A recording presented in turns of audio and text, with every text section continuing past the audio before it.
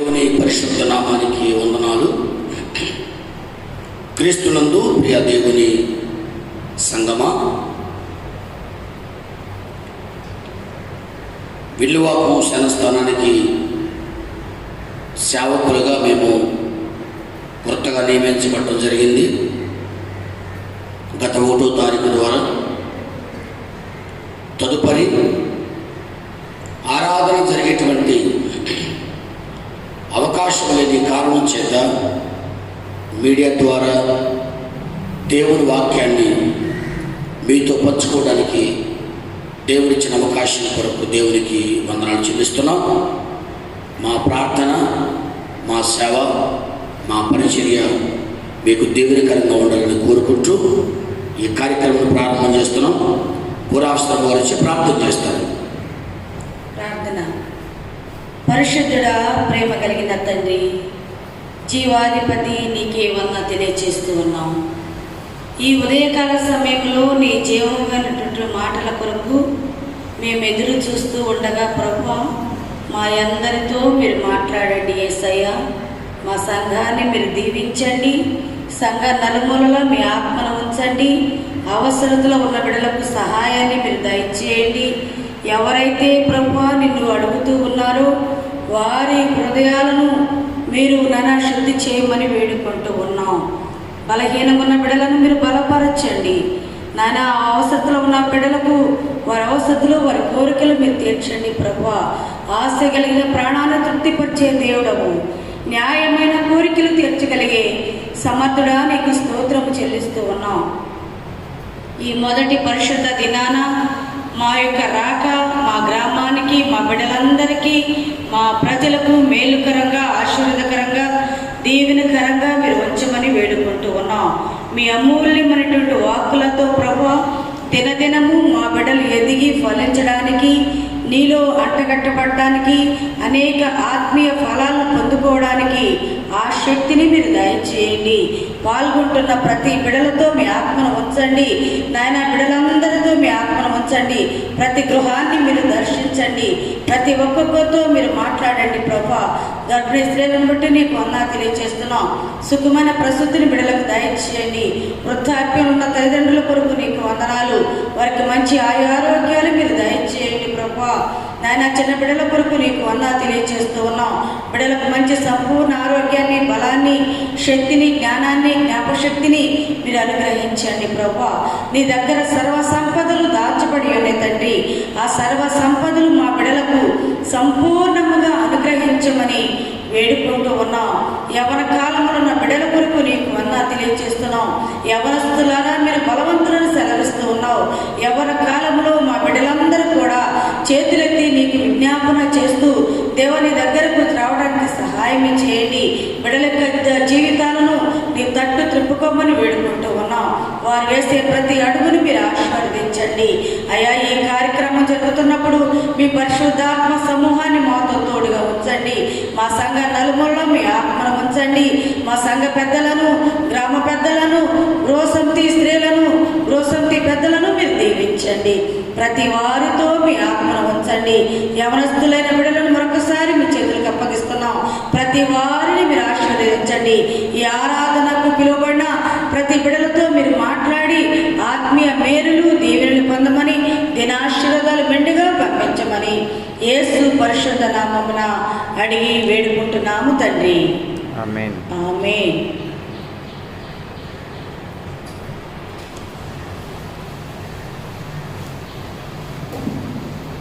అలాగే ఈ ఆరాధనలో ఒక పాట పాడుకోవటం ద్వారా దేవుని స్తుతిద్దాం. రక్షణ సైన్య కీర్తన పుస్తకం నుండి 41వ కీర్తన.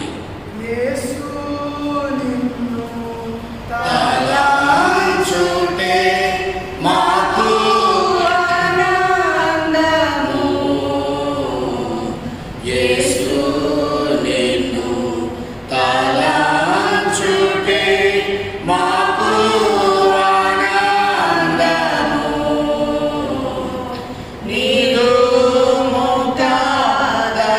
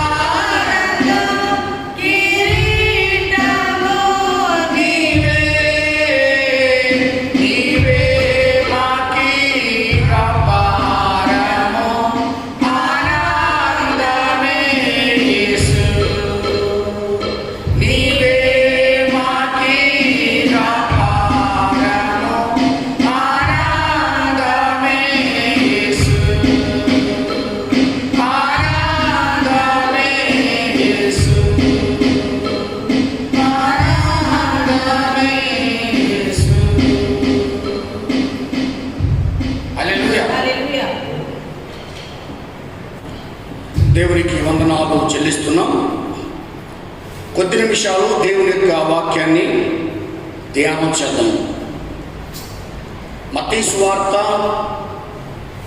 7వ అధ్యాయము 7 నుండి 12 వచనాలు మనము చదివితే ఒక చక్కని భాగము అక్కడ వ్రాయబడి ఉంది. ప్రతిరోజు మనం ప్రార్థనలో ధ్యానం చేసేటువంటి మాట 7వ వచనాన్ని ఈరోజు ధ్యానం చేద్దాం. అడుగుడి మీకు ఇయ్యబడును, వెదకుడి మీకు దొరుకును, తట్టుడి మీకు తీయబడును. అడుగు ప్రతివాడును పొందును, వెదకు వారికి దొరుకును, తట్టు వారికి తీయబడును. క్రీస్తునందు ప్రియ దేవుని బిడ్డలారా, ప్రభువైనటువంటి యేసు క్రీస్తు వారు తన 3.5 సంవత్సరాల సేవా జీవితంలో అనేకమైనటువంటి అద్భుతాలు చేశారు. అడుగుడి మీకు ఇయ్యబడును, వెదకుడి మీకు దొరుకును, తట్టుడి మీకు తీయబడును. ఈ మాటలు మనం గమనిస్తే ప్రతి క్రైస్తవుడు ప్రతి ఆరాధనలో దేవుని అడుగుతూనే ఉన్నాడు. మీ అందరికీ తెలుసు, ఈ వాతావరణంలో మనం ఉన్నాం. గత 3 నెలల పైగా లాక్డౌన్లో ఉన్నాం. మనం కూడా ప్రతిరోజు దేవుని అడుగుతూనే ఉన్నాం. ఆరోగ్యం కొరకు, ఆయుష్ కొరకు, ఆర్థిక అవసరాల కొరకు, ఈ కరోనా అనేటువంటి మహమ్మారి, ఈ బలహీనతను, వ్యాధిని తీసివేయమని దేవుని అడుగుతున్నాం. అయితే అడుగుతున్నాము కానీ దాన్ని పొందగలిగేమా లేదా అనేటువంటిది ఒక సత్యాన్ని మన ఉదయంలో మనం గుర్తుంచుకోవాలి. ఈరోజు నేను మీతో మాట్లాడేటువంటి మాట ఏమిటంటే, నీవు ఏది అడిగినా దేవుడు ఇవ్వటానికి సిద్ధంగా ఉన్నాడు. అడిగితే ఇస్తానన్న దేవుడు నువ్వు అడిగితే ఇవ్వటానికి సిద్ధంగా ఉన్నాడు. పొందుకోవటానికి సిద్ధంగా ఉన్నావా లేదా అనేది నిన్ను నీవు పరీక్షించుకోవాలి. ఈ ఉదయకాలంలో ఈ మీడియా ద్వారా వాక్యం వింటున్నటువంటి మనం, వాక్యాన్ని అనుసరిస్తున్నటువంటి మనము ఇళ్ళ దగ్గర కూర్చుని మనం ఏమి వింటున్నాము, దేవుని ఏమడుగుతున్నాము అనే సత్యాన్ని ఒక్కసారి మనం గమనిస్తే, బైబిల్లో ఈరోజు మీకు 3 వ్యక్తుల గురించి మాట్లాడతాను. పేతురు దేవుని ఏమని అడిగాడు, దావీదు దేవుని ఏమని అడిగాడు, మోషే దేవుని ఏమని అడిగాడు అనేటువంటి విషయాన్ని నేను మీకు జ్ఞాపకం చేస్తాను. మత్తయి సువార్త 14వ అధ్యాయము 30వ వచనాన్ని ఒక్కసారి మనం జ్ఞాపకం చేసుకున్నాం. మునిగిపోసాగి ప్రభువా చాలు, నన్ను రక్షించమని కేకలు వేసెను. పేతురు యేసయ్యను ఏమని అడుగుతున్నాడు? సముద్రంలో ప్రయాణం చేస్తున్నారు. గెన్నెసరేతు అనేటువంటి ప్రాంతానికి వెళ్ళడానికి శిష్యులందరూ కూడా దోణెక్కి అవతలకి వెళ్ళి యేసయ్య ప్రార్థన చేసే స్థలాన్ని చూడాలి అని వారు బయలుదేరారు. అది తెల్లవారుజామున 4వ జాము ప్రయాణం చేస్తూ ఉన్నారు. యేసయ్య సముద్రం మీద నడుస్తూ ఉన్నాడు. ఈ పడవలో ఉన్నటువంటి వాళ్ళందరూ చూశారు. పడవ మునిగిపోతూ ఉంది, గాలి వీస్తూ ఉంది. అప్పుడు పేతురు దేవుడు అడుగుతున్నాడు. ఏమనో తెలుసా? 20వ వచనంలో పేతురు, ప్రభువా నీవే అయితే నీళ్ళ మీద నడిచి నీ యొద్దకు వచ్చుటకు నాకు సెలవిమ్మని ఆయనను అడిగాను. పేతురు దేవుణ్ణి ఏమని అడుగుతున్నాడంటే, దేవుని యొక్క స్వరూపాన్ని చూసి శిష్యులందరూ కూడా భయపడి భూతమని చెప్పుకొని భయపడుతున్నాడు. యేసయ్య చెప్తున్నాడు, భయపడకడి, భయపడొద్దు అని పేతురు మాట్లాడుతున్నాడు, దేవుడు మాట్లాడుతున్నాడు. పేతురు అంటాడు, ప్రభువా నేను భయపడకుండా ఉండాలంటే నువ్వు ఎలా నీళ్ళ మీద నడుస్తున్నావు అలా నీళ్ళ మీద నడిచేటువంటి భాగ్యాన్ని నాకు ఇవ్వు ప్రభువా అని పేతురు యేసయ్యను అడుగుతున్నాడు. అందుకనే 28వ వచనంలో ప్రభువా నీవే అయితే నీళ్ళ మీద నడిచి నీ యొద్దకు వచ్చేటట్టు నాకు సెలవివ్వు. పేతురుకున్నటువంటి విశ్వాసం, పేతురుకున్నటువంటి నమ్మకాన్ని దేవుడితో మాట్లాడటం ద్వారా తన విశ్వాసాన్ని తన బలపరుచుకుంటున్నాడు. 14వ అధ్యాయంలో 28 నుండి మనం గమనించుకుంటూ వెళితే ఆ సత్యాలు మన కొరకు వ్రాయబడ్డాయి. ఆ తర్వాత నీళ్ళ మీద నడిచాడు కానీ భయపడుతున్నాడు. నీళ్ళ మీద నడుస్తున్నాడు, దేవుడు నడవమన్నాడు, పేతురు నడుస్తున్నాడు. కానీ భయము చేత నీళ్ళలోకి దిగిపోతూ ఉన్నాడు, నీళ్ళలో మునిగిపోతున్నాడు. అప్పుడు అంటున్నాడు, పేతురు ఏమనుకుంటున్నాడు తెలుసా? ప్రభువా నీవు నన్ను రక్షించు రక్షించు అని పేతురు కేకలు వేస్తున్నాడు. ప్రియులారా, దేవుడు రక్షించడానికి సిద్ధంగా ఉన్నాడు, దేవుడు విమోచించడానికి సిద్ధంగా ఉన్నాడు, దేవుడు నువ్వు ఏది అడిగినా ఇవ్వటానికి సిద్ధంగా ఉన్నాడు. పొందుకోవటానికి నువ్వు సిద్ధంగా ఉన్నావా? అందుకే 7వ వచనం అంటాడు, అడుగుడి మీకు ఇవ్వబడును, నువ్వు ఏది అడిగినా దేవుడు ఇవ్వటానికి సిద్ధంగా ఉన్నాడు. పేతురు అడుగుతున్నాడు, ఇక్కడ 2 విషయాలు మాట్లాడుతున్నాడు. ఒకటి, ప్రభువా నేను నమ్మాలంటే నేను నీతో కూడా నీళ్ళ మీద సముద్రం మీద నడవాలి, నడిపించు ప్రభువా. నడవడం ప్రారంభించాడు, కొంత అవిశ్వాసాన్ని పొందుకున్నాడు, అవిశ్వాసం ద్వారా నీళ్ళలో మునిగిపోతున్నాడు. అప్పుడు మళ్ళీ అంటాడు, అయ్యా నేను మునిగిపోతున్నాను, నన్ను రక్షించమని ఆయన కేకలు వేస్తాడు. నీవు ఆ మాట దేవుని అడగగలవా?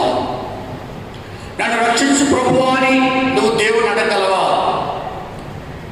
దేవా, గత 3 నెలలుగా నేను ఇంట్లోనే కూర్చున్నాను, దేవుడి మందిరంలో కూడుకుని దేవుడి యొక్క సహవాసంలో కూడుకుని ప్రార్థన చేసుకునే అనుభవాన్ని నాకు ఇవ్వమని నువ్వు అడుగుతున్నావా?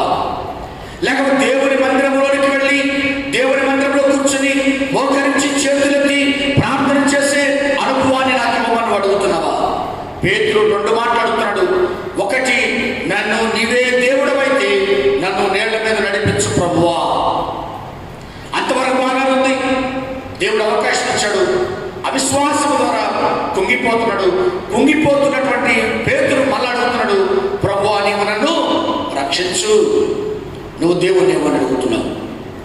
నువ్వు ఏది అడిగినా ఇవ్వటానికి సిద్ధంగా ఉన్నాడు. పొందుకోవటానికి నువ్వు సిద్ధంగా ఉన్నావా లేదా అనే సత్యాన్ని నువ్వు గమనించుకోవాలి. మరొక మాటను మనం చూద్దాం.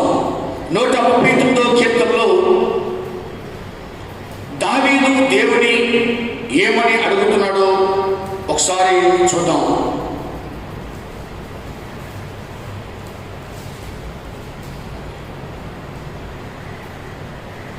7వ వచనం,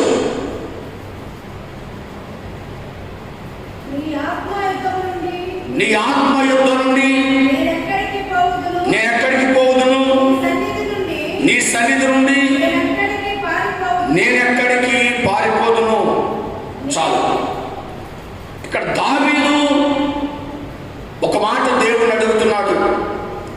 మొదటి వచనములో నీవు నన్ను పరిశోధించి తెలుసుకున్నావు, నేనంటే నీకు తెలుసు ప్రభువా, నేను ఏమి అడిగినా ఇవ్వడానికి నువ్వు సిద్ధంగా ఉన్నావు, నేను అడిగితే ఇచ్చే దేవుడు నువ్వు ఉన్నావు కనుక ఇక నిన్ను విడిచి నేను ఎక్కడికి వెళ్తాను? నా అవసరాలు తీర్చే దేవుడవు నీవు, నా అక్కర్లు తీర్చే దేవుడవు నీవు, నన్ను పోషించే దేవుడవు నీవు, కాపరిగా ఉన్న నన్ను రాజుగా చేసే దేవుడవు నీవు. నిన్ను విడిచి నేను ఎక్కడికి పోతాను? ఎక్కడికి పోలేదు కనుక ఏమని అడుగుతున్నాడంటే 51వ కీర్తనలో 10వ వచనంలో ఆ మాట దేవుడు అడుగుతున్నాడు. అయ్యా నేను నీ ఆత్మ చేత బంధించబడ్డాను, నీ ఆత్మ చేత స్థిరపరచబడ్డాను కనుక దోషములుంటే క్షమించమని దేవుణ్ణి అడుగుతున్నాడు. 10వ వచనాన్ని మరొకసారి జ్ఞాపకం చేసుకుందాం. దేవా నా యందు శుద్ధ హృదయము కలుగు చేయము, నా అంతరంగములో స్థిరమైన మనస్సును నూతనముగా పుట్టించము. దేవుని ఆత్మ నుండి పారిపోకోకుండా నేను ఎక్కడికి వెళ్ళలేనయ్యా, నీతోనే ఉంటాను అన్న దావీదు ఇక్కడ 2 విషయాలు అడుగుతున్నాడు. ఒకటి, నా హృదయాన్ని శుద్ధి చేయి ప్రభువా, అంతే కదా. నా హృదయాన్ని శుద్ధి చేయి ప్రభువా. నేను ఎక్కడికి వెళ్ళ ఏమీ లేదు, నేను ఎవరిని అడిగినా నా హృదయాన్ని శుద్ధి చేసేవాడు లేరు కనుక నా హృదయాన్ని శుద్ధి చేయడానికి నువ్వు సిద్ధంగా ఉన్నావయ్యా, నా మనస్సును నీకు అప్పగిస్తున్నాను. దావీదు అడుగుతున్నాడు. ఒకటి, నా హృదయములో నాకు శుద్ధ హృదయాన్ని పోయా అంటున్నాడు. రెండోది, ఆ శుద్ధ హృదయాన్ని కాపాడుకోవటానికి స్థిరమైనటువంటి మనస్సును మరలా పుట్టించాయి అంటాడు. ప్రియులారా, దేవుడిని మనం అడిగిన తర్వాత అడిగేది ఒకటైతే అడిగిన దాన్ని పొందుకుని దాన్ని కాపాడుకునేది ఒకటి. పేతురు నడవమన్నాడు, నడుస్తున్నాడు. నడుస్తున్న పేతురు కృంగిపోతున్న పేతురు అంటాడు, ప్రభువా నీవు నన్ను రక్షించు. దావీదు దగ్గరకు వస్తే దావీదు అంటాడు, అయ్యా నా యందు శుద్ధ హృదయము కలుగు చేయమంటాడు. శుద్ధ హృదయాన్ని కాపాడుకోవడానికి మరొక మాట అడుగుతున్నాడు, నాకు స్థిరమైన మనస్సును చంచల బుద్ధి కాకోకుండా నీతియుక్తమైనటువంటి బుద్ధిని నాకు పుట్టించు ప్రభువా అని దావీదు దేవుణ్ణి అడుగుతున్నాడు. నువ్వైతే దేవుణ్ణి ఏమని అడుగుతున్నావు? ఒకవేళ ఈ కరోనా వ్యాధికి మనకే రక్షణ లేకపోతే, మనకే శుద్ధ హృదయం లేకపోతే, మనకే స్థిరమైన మనసు లేకపోతే ఎప్పుడైనా మనం దేవుణ్ణి అడగాలి. అందుకే యేసు ప్రభువు అన్నాడు, ఎప్పుడైనా నువ్వు ఏది అడిగినా ఇవ్వడానికి సిద్ధంగా ఉన్నావు, పొందుకోవడానికి నువ్వు సిద్ధంగా ఉన్నావా? ప్రియులారా, పేతురు అడిగిన ప్రశ్నలకు దేవుడి సమాధానాన్ని విన్నాము. దావీదు అడిగిన ప్రశ్నలకు దేవుడి సమాధానం విన్నాము. ఇప్పుడు మోషే దేవుని ఏమని అడుగుతున్నాడో ఒకసారి చూద్దాం. నిర్గమాకాండము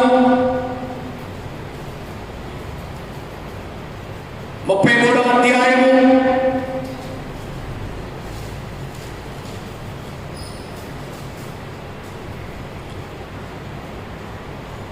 13వ వచనాన్ని ఒకసారి చూద్దాం.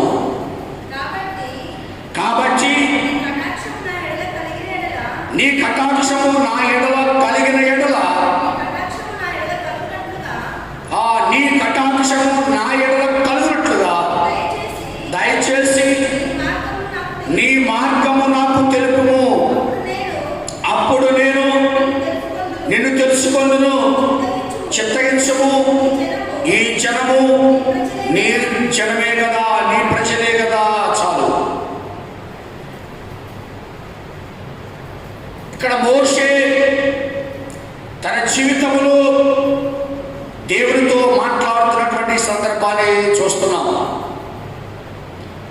6 లక్షల ప్రజలను నడిపించమని దేవుడు చెబితే మోషే నడిపిస్తున్నాడు.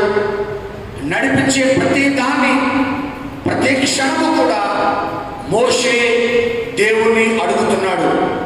ఏమని అడుగుతున్నాడే, ప్రభువా తండ్రి, ఈ ప్రజలను నేను క్షేమముగా నడిపించాలంటే నీ కటాక్షము నాకు ఇవ్వయ్యా.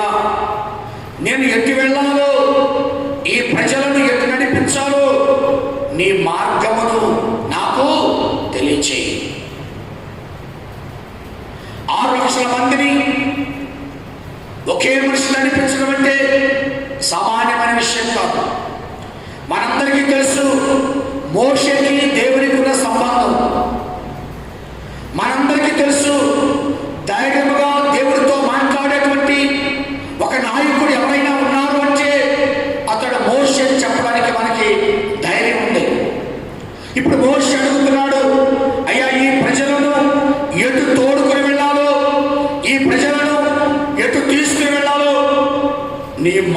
మార్గమును నాకు తెలియచేయి.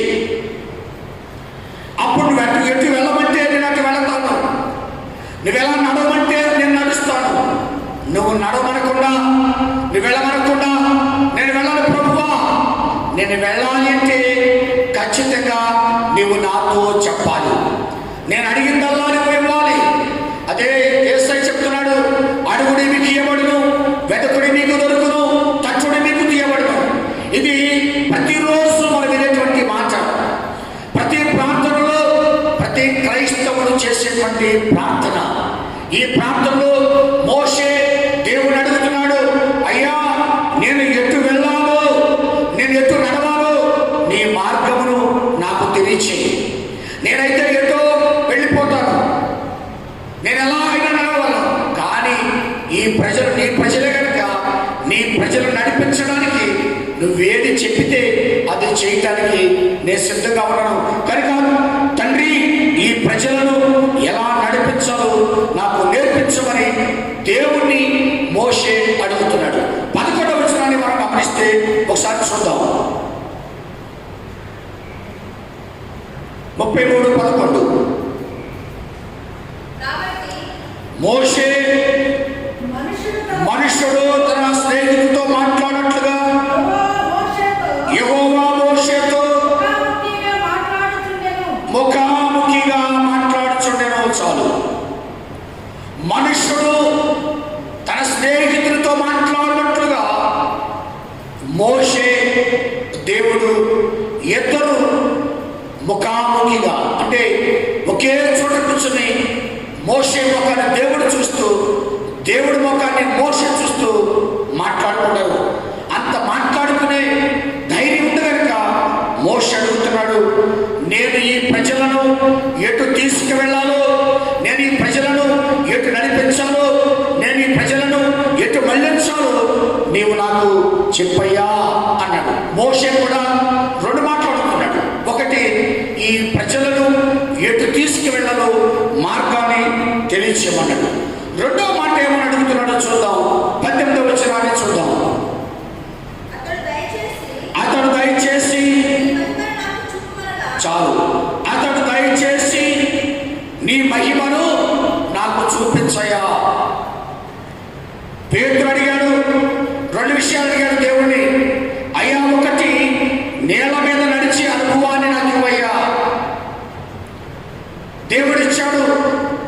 మునిగిపోతున్న స్థలంలో రెండో మాట అడుగుతున్నాడు, అయ్యా నన్ను రక్షించు ప్రభువా అని అడుగుతున్నాడు. దావీదు 2 విషయాలు అడిగాడు. అయ్యా, నేను నీ దగ్గర ఎక్కడికి పారిపోలేదు కనుక నీ దగ్గరే ఉంటానని అడుగుతున్నాడు. రెండో మాట అడుగుతున్నాడు, నా యందు శుద్ధహృదయమును కలుగు చేయము, నా అంతరంగములో స్థిరమైన మనస్సును నూతనముగా పుట్టించుము. ఇప్పుడు మోషే 2 విషయాలు అడుగుతున్నాడు. ఒకటి, దేవుని దగ్గర కూర్చుని అంటున్నాడు ముఖాముఖిగా, నేను ఈ జనము నీ జనమే కనుక ఈ జనాన్ని నువ్వెటు తీసుకెళ్ళమంటే అటు తీసుకెళ్తాను, ఈ జనాన్ని ఎటు తీసుకెళ్లాలో నాకు చెప్పంటాడు. తీసుకెళ్ళడానికి ఒకటి దేవుని ఆత్మ కావాలి, రెండవది దేవుని యొక్క మహిమ కావాలి. ఇప్పుడు మోషే అడుగుతున్నాడు, అయ్యా తీసుకెళ్ళడం ఒక సులువేమి కాదు, తీసుకువెళ్ళడానికి నీ మహిమను నాకు చూపించయ్యా. చదవమని వస్తుంది. అతడు దయచేసి నీ మహిమను నాకు చూపమనగా ఆయన నా మంచితనమంతయు నీ ఎదుట కనపరచెదను, యెహోవా నామమును నీ ఎదుట ప్రకటించెదను, నేను కరుణించువారిని కరుణించెదను, ఎవని యందు కనికరపడుదును వాని యందు కనికరపడుదును. మోషే, నువ్వు భయపడవసరం లేదు, నువ్వు దిగులు పడవసరం లేదు. ప్రజలు నడిపించే మార్గాన్ని నేనే నీకు చెప్తాను. వారిని ఎలా బలపరచాలో, ఎలా తీసుకువెళ్ళాలో అనేటువంటి మహిమను కూడా నేను నీకు చూపిస్తాను. ఆ మహిమను పొందుకొని నువ్వు ఈ ప్రజలను నడిపించగా, ఎందుకంటే నా మంచితనం ఏంటో నీకు తెలుసు, నేను ఎలాంటి వాడో నీకు తెలుసు. మోషే, నువ్వు అడిగిందల్లా నేను ఇవ్వడానికి సిద్ధంగా ఉన్నాను.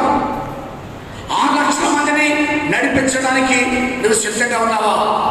మార్గము కావాలంటే మార్గము చూపిస్తాను, మహిమ కావాలంటే మహిమ చూపిస్తాను, నీకేది కావాలంటే అది నేను చూపిస్తాను. చూడటానికి నువ్వు సిద్ధంగా ఉన్నావా? మోషే, నువ్వు అడిగిందల్లా నేను నీకు ఇస్తాను, నా మార్గాన్ని నీకు చూపిస్తాను, నా మహిమను నీకు చూపిస్తాను. ప్రియ దేవుని బిడ్డలారా, నీవు దేవుని ఏమి అడిగినా ఇవ్వటానికి సిద్ధంగా ఉన్నాడు. పొందుకోవటానికి నువ్వు సిద్ధంగా ఉన్నావా? పేతురు అడిగింది పొందుకున్నాడు, దావీదు అడిగింది పొందుకున్నాడు, మోషే అడిగింది పొందుకున్నాడు. నువ్వు కూడా పొందుకోవడానికి సిద్ధంగా ఉంది. ఈ వాతావరణాన్ని తీసివేసి దేవుడు నీకు పరిపూర్ణమైన వాతావరణాన్ని ఇస్తాడు. ఆ వాతావరణం కొరకు నువ్వు ప్రార్థన చేయి. బలహీనతను తీసేమని దేవుని అడుగు. దేవా, నీ మందిరంలో కూర్చోవాలి, నీ మందిరంలో ప్రార్థన చేయాలి, నీతో నడవాలి అనేటువంటి మాటను అడిగితే ఇవ్వడానికి సిద్ధకున్నాడు. ప్రపంచములో నీ ద్వారా ఎందుకు జరగకూడదు ఈ కార్యము? ప్రథమ వ్యక్తికి నువ్వే ఎందుకు అవ్వకూడదు? కోట్ల మంది ప్రజల్లో నువ్వు అడిగింది దేవుడు ఇస్తాడని నువ్వెందుకు నమ్మకూడదు? నమ్మితే దేవుడు నీకు ఇస్తాడు. ప్రభు చెప్తున్నాడు, అడుగుట నీ వల్ల అయితే సమస్తము సాధ్యము. ఇవ్వటానికి దేవుడు సిద్ధంగా ఉన్నాడు, పొందుకోవడానికి నువ్వు సిద్ధంగా ఉన్నావా? ఈ విషయాలు గమనించు, ఈ విషయాలు నేర్చుకో. పేతురు అడిగిన ప్రశ్నను నువ్వు అడుగు, దావీదు అడిగిన ప్రశ్న నువ్వు అడుగు, మోషే అడిగిన ప్రశ్నను నువ్వు అడుగు. ఇవ్వటానికి సిద్ధంగా ఉన్నాడు, పొందుకోవడానికి సిద్ధంగా ఉన్నావా? అలా పొందుకుంటే నువ్వు నా స్థలములో మోకరించు, నీ కుటుంబంతో కూడా నీ గృహములు మోకరించు. మోకరించిన మీరు మీ కుటుంబము దేవుని అడగండి, దేవా, ఈ వాక్యం ద్వారా నన్ను నా కుటుంబాన్ని దీవించు ప్రభువా. నేను నా కుటుంబము ఈ ప్రార్థన అడుగుతున్నాము, అడిగిన ప్రతి ఈవిని నాకు ఇవ్వమని దేవుని అడుగు. ఈ మాటలు విన్న నీవు, వాక్యమైన నువ్వు ఎక్కడైతే ఉన్నావో ఆ స్థలంలో మోకరించు, ఆ స్థలంలో దేవుడు. ఒకవేళ అది నీ ప్రార్థన సమయం కాకపోవచ్చు, నీ ఆరాధన సమయం కాకపోవచ్చు, దేవుడు మాట్లాడితే ప్రార్థన సమయం, దేవుడు మాట్లాడితే ఆరాధన సమయం. వాక్యం ద్వారా దేవుడు నీతో మాట్లాడుతున్నాడు. నువ్వు ఏ స్థలంలో అయితే ఉన్నావు ఇంట్లో, అదే స్థలంలో నీవు, నీ భార్య, నీ బిడ్డలు మోకరించండి. మీ కొరకు మేము ప్రార్థన చేస్తున్నాం, మీ కొరకు మేము ప్రార్థన చేస్తున్నాం. పేతురును దేవుడు నడిపించాడు, రక్షించాడు. దావీదుకు ఆత్మనిచ్చాడు, శుద్ధాత్మనిచ్చాడు, అంతరంగాన్ని శుద్ధి చేశాడు. మోషేకి మార్గాన్ని చూపించాడు, మోషేకు మహిమనిచ్చాడు. ఇవి పొందుకోవడానికి నువ్వు సిద్ధంగా ఉంటే ఈ మీడియా ద్వారా ఈ వాక్యం తండ్రి నీ ఆత్మవిశ్వాసాన్ని పొందుకుని విశ్వాసంలో ముందుకు వెళ్ళాలని ప్రార్థన చేస్తున్నాను. ప్రార్థన చేసుకుందాము. మీ కొరకు, మీ కుటుంబం కొరకు ప్రార్థన చేస్తాను. పరిశుద్ధమైన మా తండ్రి, రక్షణకర్తమైన దేవా,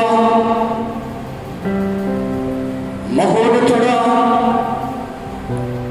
నీ పరిశుద్ధమైన పాదములకు స్తోత్రాలు.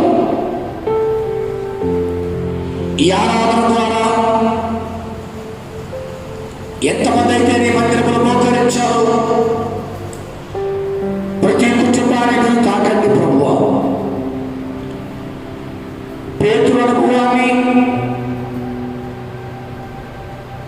దావీదు అనుభవాన్ని, మోషే అనుభవాన్ని మాకు నేర్పించు ప్రభువా.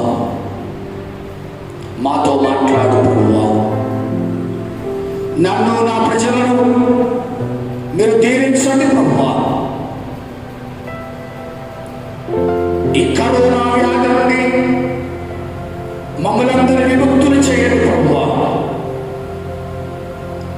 నన్ను, నా కుటుంబాన్ని, నా బిడ్డలను, నా సంఘాన్ని, నా ప్రజలను, సంఘములను, ప్రతి కుటుంబాన్ని, యావత్ ప్రపంచ రక్షణ సైన్య వీరులను, యావత్ ప్రపంచ క్రైస్తవ వ్యవస్థలను మీరు ఆశీర్వదించండి. ప్రార్థన వల్లే తప్ప దేని వల్ల సాధ్యము కాని ఈ వ్యాధి నుండి మమ్మల్ని అందరినీ విముక్తులు చేయండి. మేమందరూ సంతోషంగా, ఆనందముగా తిరిగే అనుభవాన్ని, అనుభూతిని మాకు ఇవ్వండి. మీరే మహిమ పొందండి. సంఘాన్ని దీవించండి. సంఘ పెద్దలను, గృహసమితి పెద్దలను, వీరులను, యవనస్తులను, చిన్న బిడ్డలను, బలహీనులను, హాస్పిటల్లో ఉన్న వారిని, అనారోగ్యంతో ఉన్న వారిని, రోగములతో పీడించబడుతున్న వారిని యేసు క్రీస్తు నామములో స్వస్థపరచండి. యేసు క్రీస్తు నామములో విడుదల దయచేయండి. మీరే మహిమ పొందండి. ఈ వాక్యం ద్వారా అనేక కుటుంబాలు బలపరుచున్నట్లుగా మీరు సహాయం చేయండి. మాతో మీరు మాట్లాడమని, ప్రతి కుటుంబాన్ని మీరు దీవించమని, నా సేవ, నా పరిచర్య ఈ ప్రజలకు దీవెనకరంగా ఉంచమని యేసు క్రీస్తు నామములో ప్రార్థిస్తూ వేడుకుంటాడుచున్నాము తండ్రి. ఆమేన్. ఆమేన్. సర్వలోకాన్ని సృష్టించిన యెహోవా దేవుని ప్రేమ, సర్వలోకానికి రక్షణ ఇచ్చిన క్రీస్తు యేసు వారి కృప, సర్వలోకానికి పాదములకు రాయి తగలకుండా భద్రపరిచిన పరిశుద్ధాత్మ త్రియేక దేవుని సహవాసము సన్నిధి కూడిన మనందరకు ఆయన కరుణా వాంఛనత సదాకాలము తోడై ఉండి నడిపించునుగాక. ఆమేన్. ఆమేన్. ఆమేన్. హల్లెలూయా. హల్లెలూయా.